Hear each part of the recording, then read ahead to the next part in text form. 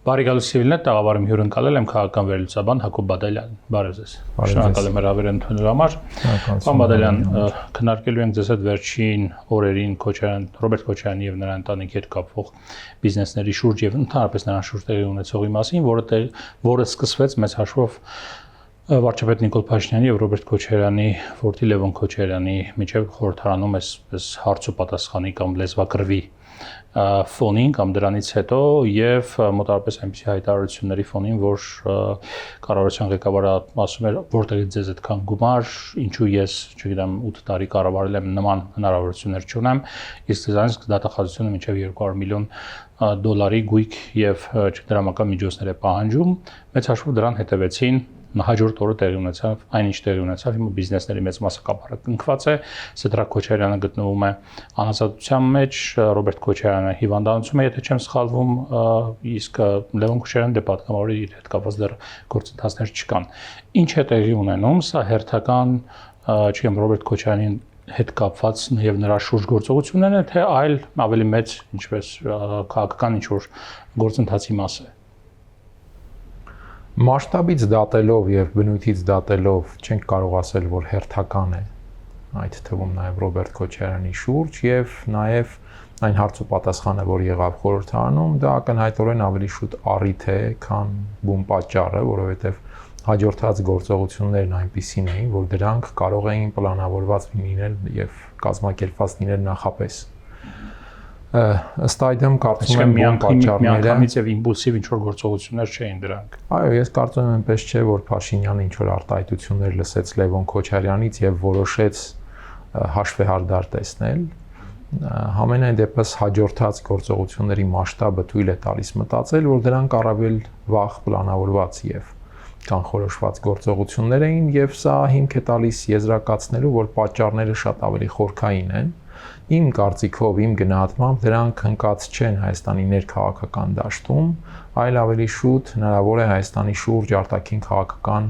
որոշակի միջավայրային փոփոխության սպասումներ եւ այլն։ Բնականաբար այդ ամենին Նիկոլ Փաշինյանը փորձելու է պատրաստվել, այսպես ասած, Հայաստանի ներսում։ Իսկ Հայաստանի ներսում պատրաստվել իր համար ինչ է նշանակում։ Նշանակում է նախ տակ պահել իր ընտրազանգվածը, իսկ Ռոբերտ Քոչարյանի թեման օրինակ Նիկոլ Փաշինյանի ընտրազանգվածը տակ պահելու ամենահարմար թեմաներից մեկն է եղել 2018-ից հետո եւ շարունակում է լինել առ այսօր եւ միևնույն ժամանակ ընդդիմադիր դաշտի հանդեպ այսպես իրավիճակ, օրակարգ թելադրողի դիրքը պահպանել, որ փորձում է անել Նիկոլ Փաշինյանը այդ ընթացքում, ինչպես նշեցի, մատուցելով տեսարաններ հասարակական տրամադրությունների համար եւ փորձելով իհարկե այդպես ազդեցության տպավորություն ստեղծել նաեւ ընդդիմադիր դաշտի վրա։ Արտաքին միջավայրային փոփոխություն ասելով եւ դրան պատրաստվել ներսում ինչ է նկատի ունեք Հայաստանը արտաքին քաղաքական կողմնորոշումների վերաբերյալ է ձեր նկատմամբ, այսինքն խոսքը, որ կարող է կողմնորոշում փոխել, չգիտեմ, Ռուսաստանից դեպի արևմուտք եւ փորձում է ներսում հնարավոր նախահարցակ գործողություններ իրականացնել, որպեսզի ցնցումներ եւ այլն չլինեն։ Դրա մասին եք խոսում, թե այլ բանի մասին, մի քիչ մանրամասնակ եւ ավելի պրակտիկ ասեք։ Չէ, ես առհասարակ կարծում եմ Նիկոլ Փաշինյանը այդպիսի խնդիր իր օրակարգում չունի, փոխել Հայաստանի արտաքին քաղաքական կողմնորոշում։ Նիկոլ Փաշինյանը խնդիր ունի դիտարկել 4 կողմը հասկանալու համար, թե դեպի որ կողմ ավելի երկար եւ ավելի շատ նայելն է, որ իրեն կապահովի ավելի ամուր իշխանություն Հայաստանում։ Այդ միջավայրային փոփոխությունն ինչի նկատի ունեք ասել։ Նկատի ունեմ աշխարհակաղակական տրամաբանության մեջ զարգացումներ, փոփոխություն կամ եղած process-ների շարունակություն, ավելի գործնական տիրույթ, մուտք, որոնք Հայաստանից կարող են պահանջել որոշակի որոշումներ, դիրքորոշումներ, քայլեր եւ այլն։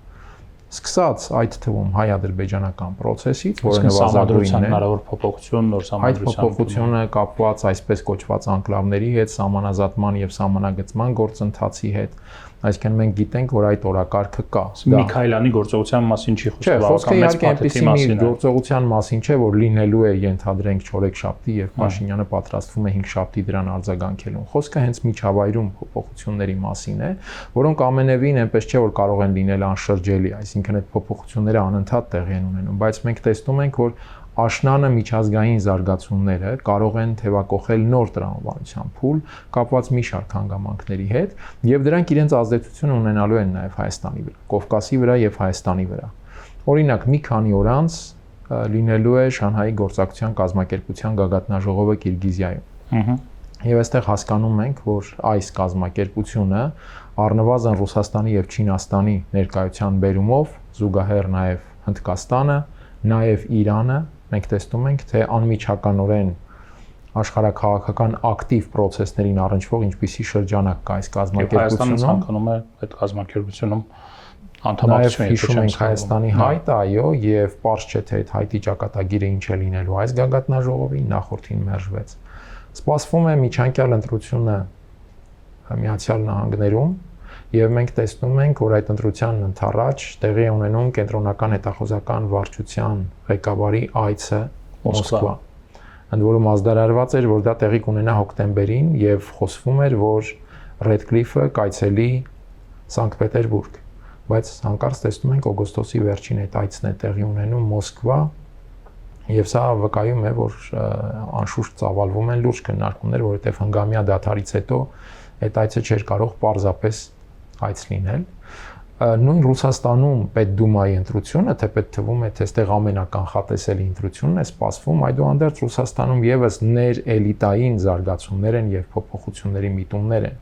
Սա եւս շատ էական է եւ առերևույթ գուցե չունենա մեծ դրսեւորումներ, բայց այս ամենը նաեւ անդրադառնում է Հայաստանում իրողությունների վրա, հաշվի առնելով հայ-ռուսական բավականին սերտ այդպես հանգուցային կապերը։ Այս ամենը բնականաբար Նիկոլ Փաշինյանի համար մարտահրավեր են այն պայմաններում, երբ ինքը խորհրդարանի ընտրությանը փաստացի կրեց պարտություն։ Նվազագույնը պարտվեց հենց ինքն իրեն։ 21 թվականին 52% ունեցող Փաշինյանի փոխարեն արդեն 49% ունեցող Նիկոլ Փաշինյանը 54 համար 53 քանի տոկոս 21 թվականին, եթե չեմ սխալվում, այո, սխալվում, այո, բայց 50-ից ավելի սա էական էր։ Բայց այնուամենայնիվ, օրինակ Քոչարյանի քաղաքական կշիռը Հայաստանում այնքան է, որ կարող է, չգիտեմ, անկանխատեսելի որոշակի զարգացումների բերել, որ դրա համար պետք է նրան իզոլացնել այս պահին, թե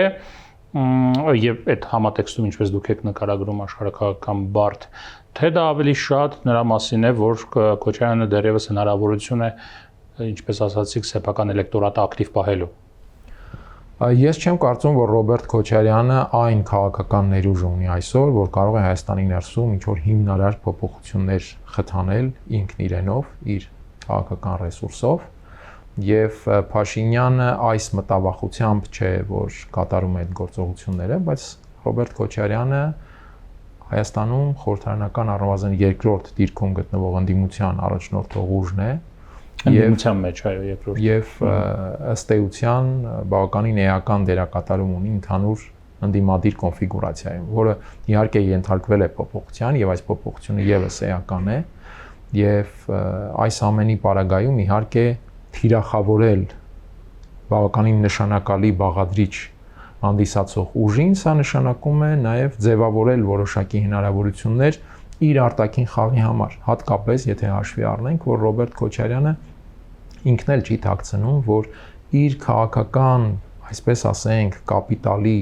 զգալի բաղադրիչ է նաև Ռուսաստանում իր ընկալվածությունը եւ Ռուսաստանի հետ իր հարաբերությունները, կապերը եւ այլն։ Սա ինքն էլ չի թաքցնում։ Այն որ այս պարագայում կարծում եմ այս հանգամանքը եւս պետք է նկատի ունենալ։ Այն որ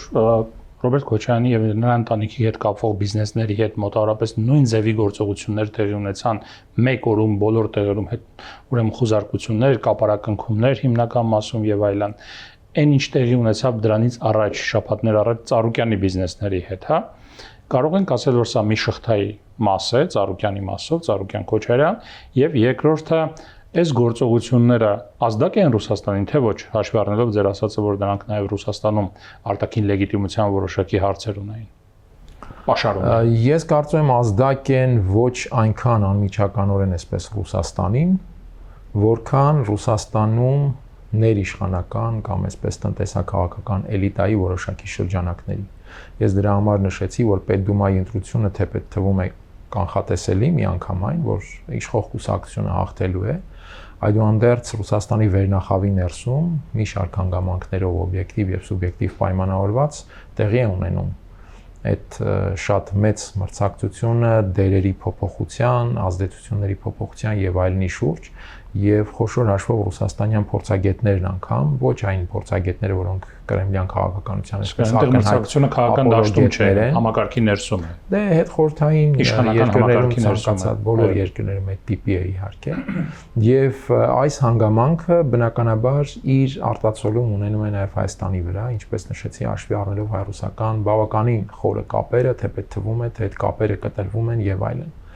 Եվ այս պարագայում որոշակի ռուսական էլիտայի որոշակի սեգմենտի ուղղությամբ այո այս գործողությունները կարող են ունենալ մոտիվացվածություն Նիկոլ Փաշինյանի համար։ Եթե խոսենք տնտեսության մասին, ապա կարծում եմ այստեղ կա մի առավել լայն արտահայտում, այն որ Նիկոլ Փաշինյանը ամենևին չի վարանում Հայաստանի տնտեսությունը դնել իր քաղաքական հաշվարկների, այսպես ասենք, խաղասեղանին որպես խաղադրույք։ Որովհետև մենք տեսնում ենք, թե ինչ անտարբերությամբ կարող են գործողությունների ենթարկվել տնտեսական միավորները, որոնք անկախ սեփականության իրավունքից Հայաստանի տնտեսության մաս են եւ դրանց հանդեպ այդպիսի գործողությունները ընդհանուր առմամբ հարվածում է Հայաստանի տնտեսության իմիջին, ներդրումային նկարագրին, ներդրումային հեղինակությանը Եվ սա ցույց է տալիս, որ Հայաստանի կառավարությանը այդ ամենը բացարձակապես չի հետաքրքրում այս փուլում եւ այդ ամենը պատրաստ է Նիկոլ Փաշինյանը դնել իր քաղաքական հաշվարկների եւ կարիքների խաղասեղանին որպես խաղադրույք։ Պարոն Բադալյան, Ռոբերտ Քոչարյանից Գագիկ Ծառուկյանի հարցում Նիկոլ Փաշինյանը կամ իշխանությունը որքան հեռու կարող են գնալ, այսինքն ինչի են պատրաստ, ինչի պատրաստ չեն։ Ձեր կարծիքով։ Ես հարցը կվերաձևակերպեմ այսպես. իշխանությունը պահպանելու հարցում Նիկոլ Փաշինյանը որքան հեռու կարող է գնալ, որովհետև այս process-ները, որ մենք տեսնում ենք, իմ գնահատմամբ իհարկե ունեն որոշակի անձնական բաղադրիչ, բայց առանցքային այդուհանդերձ իշխանության պահպանման համար շարունակող պայքարը Ծառուկյանը չի, Ռոբերտ Քոչարյանը չի իշխանության համար պայքար։ Անձնական բաղադրիչ իհարկե կա իմ համոզմամբ, բայց գլխավորը այո իշխանության համար պայքարն է եւ հետեւաբար այստեղ է հարցը իմ կարծիքով, որքան հեռու կարող է գնալ Նիկոլ Փաշինյանը իշխանության համար պայքարում։ Սա կարծում եմ այդպես միարժեք պատասխան չունի, ահա այսքան հեռու, որովհետև կախված է ոչ միայն ներքին, այլ նաև արտաքին շատ հանգամանքներից իմ խորին համոզմամբ։ Որովհետև ես ամենևին չեմ բացառում, որ Նիկոլ Փաշինյանը կարող է եւ պատրաստ է ընդհուպ գնալ իշխանությունից հեռանալու պայմանավորվածության։ Ես ամենևին չեմ համարում, որ Նիկոլ Փաշինյանն առաջնորդվում է կամ իշխանություն կամ մահ տրամաբանությամբ։ Ես ամենայն դեպս այդ կարծիքին չեմ, որ նա այս հարցում կորցնում է adekvatությունը եւ պատրաստ է այսպես գնալ վաբանկ խաղադրույքի։ Բայց համաձայն չեք այն կարծիքի հետ, որ Նիկոլ Փաշինյանը եզակի լիդերներից է, որ այն Նասիմ Թալեբի ասած skin in the game, պատրաստ է իր կաշին դնել խաղի մեջ եւ գնալ մինչեւ վերջ։ Իմ կարծիքով պատրաստ է անել այդպիսի դրսևորում, պատրաստ է ներկայանալ որպես այդպիսին, բայց չեմ կարծում, թե ինքն այդպիսին է։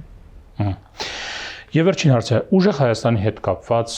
այսպես խորհրդարանական քիչ թե շատ բարեկիրթ աշխատանքը ինչով կբացատրեք։ Փոխվել են վերաբերմունքները եւ մոտեցումները, պայմանավորվածության են գնացել, չգիտեմ, ավելի այսպես կոնստրուկտիվ միջավայրում են փորձում աշխատել։ Այս խորհրդարանական այս ձևաչափ աշխատանքի թեպետ մինչև խորհրդարանական ընտրությունների քվեարկությունը նրանց երկու կողմի այսպես քաղաքական wording-ը եւ քաղաքական խոսույթը միմյանց ոչնչացնելու մասին էր։ Հիմա մեկ այլ պատկեր է, կարծես թե։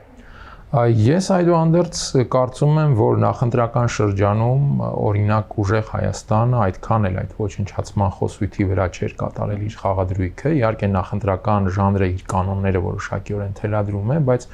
հենց ուժեղ Հայաստանի խաղադրույքը իմ գնահատմամբ հենց ոչնչացման խոսույթի վրա չէր։ Սա ես համարում եմ որոշակիորեն արդյունավետ, որովհետև այդ խոսույթի վրա կառուցված քաղաքականությունը ցույց է տվել իր սահմանափակ էֆեկտիվության նախորդ 5 տարիների իրողությունը, այո։ Եվ հետեւաբար պետք է փոխել հասարակության հետ, ոչ թե իշխանության հանդեպ վերաբերմունքը, այլ հասարակության հետ աշխատանքի տրամաբանությունն ու մեթոդաբանությունը։ Այսինքն որ ռադիկալիզմ չպահանջեն, այսպես ասած, ուղղակի։ Չմնալ այդ սահմանափակ հնարավորություններով աշխատանքի դաշտում, եւ երբ խոսեցի ինդիմադիր դաշտում կոնֆիգուրացիայի փոփոխության մասին, այստեղ ըստ իս կա էական նրբերանգ։ Հիմա առաջատար է դարձել մի ուժ, որը իմ գնահատմամբ շեշտադրում է անում հենց այդ տրամաբանության մեջ, փոխել հասարակության հետ խոսակցության մեթոդաբանությունը, որպեսզի փոխվի նաև Հայաստանում իրավիճակի փոփոխության ներուժը, ընդլայնվի դրան հասնելու հնարավորությունների շրջանակը։ Եվ այս տեսանկյունից կարծում եմ սա իշխանության համար բավականին անհարմար մեթոդաբանություն է, որքան էլ կարող է թվալ, թե իշխանությունը արժանանում է բարեկիրթ վերաբերմունքի։ Այստեղ բարեկիրթ վերաբերմունքի պայմանական իմաստով արժանանում է հասարակությունը, այսինքն փոխվում է հանրության հետ խոսելու հնարավորությունը։ Գուցե որոշակի ռադիկալ շրջանակներ հիասթափվում են ուժեղ Հայաստանից, բայց այդ ռադիկալ շրջանակները ունեն իրենց մոտեցումները բավարարելու այլ հասցեատերեր քաղաքական դաշտում։ Սակայն մեզ Հայաստանին փոփոխության համար անհրաժեշտ է շրջանակի ընդլայնում հասարակության հետ գտնվող այն հատվածը, որը այո, մարդիկ, որոնք հիասթափված են քաղաքականությունից, այո, որոնք ինչքան խորանում է ռադիկալիզմը, այնքան ընդլայնվում է այդ մարդկանց հիասթափությունը։ Իսկ սա աշխատում է միայն իշխանության օգտին, որովհետև մենք տեսնում ենք Փաշինյանը հենց նախընտրական շրջանից առ այսօր փորձում է ընդդիմությունը եւ ներքաղաքական խոսույթը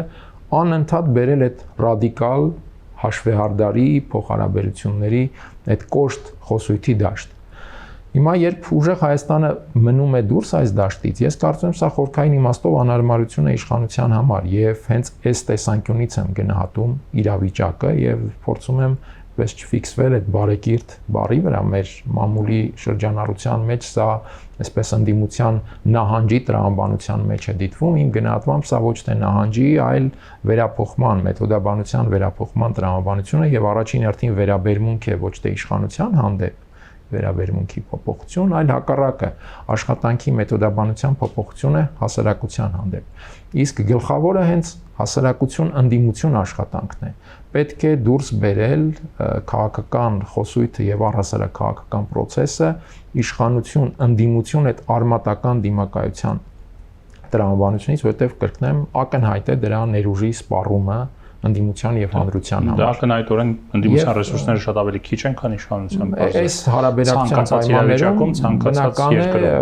օգտակար է այս ամենը նրա համար, ով տնօրինում է իշխանության ավելի մեծ ռեսուրսներ, լծակներ եւ այստեղ ամեն ինչ շատ པարզ է։ Հիմա օրինակ նույն Ռոբերտ Քոչյանի շուրջ գործողությունները իմ կարծիքով նաեւ անուղակի թիրախավորում են հենց ուժեղ Հայաստանին, ինչ իմաստով։ Երբ սրում է իրավիճակը Նիկոլ Փաշինյանը ընդդիմության մի սեգմենտի հանդեպ, սա այդպես մթնոլորտային ճնշում է առաջացնում մյուսի նկատմամբ, որը առաջնորդվում է հենց աշխատանքի մեթոդաբանությունը փոխելու տրամաբանությամբ։ Հիմա այն իրավիճակը ստեղծում է Ռոբերտ Քոչյանի շուրջ, պետք է սուր հայտարարություններ արտահայտեցնում են, այո, մնալ կոշտ դիրքորոշումների դաշտում եւ սա գուցե այդ քաղաքական հերանեկարի եւ ռազմավարական